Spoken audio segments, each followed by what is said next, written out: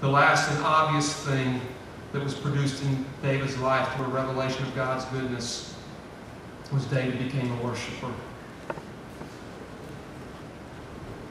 And I probably don't have to tell you that if you're trying to figure out how do I become a worshiper, not just fake this thing or not just stand here and wait on the music, because of course that's what it is. The music portion is the worship, right?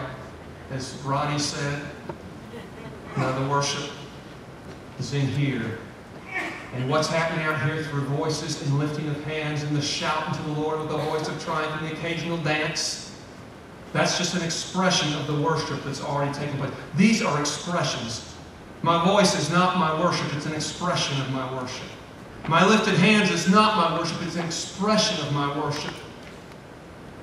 And I have clearly learned that worship starts one place. And it's not because someone set a rule in place. You must worship the Lord your God with all that's in you. No. Worship simply begins with a revelation of God's goodness. When you get a revelation of God's goodness, you will worship. You won't be able to stop yourself. Worship.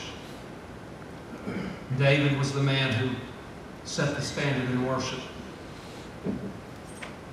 He's been made king of all of Israel. He is reestablishing Jerusalem, putting it back on the map. And he says, now it's only fitting that we bring the Ark of the Covenant, God's presence, into this city.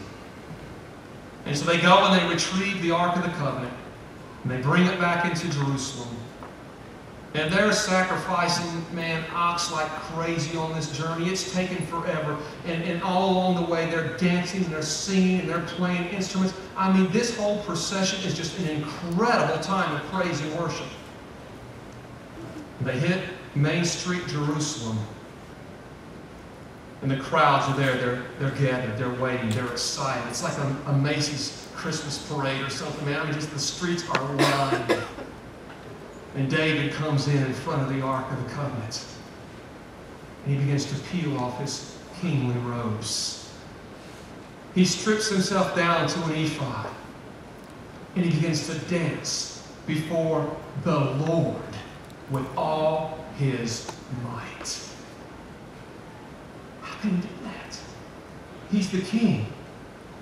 There's a standard for kings. How dare he humiliate himself, as his wife Michal said. David's like, I'm sorry.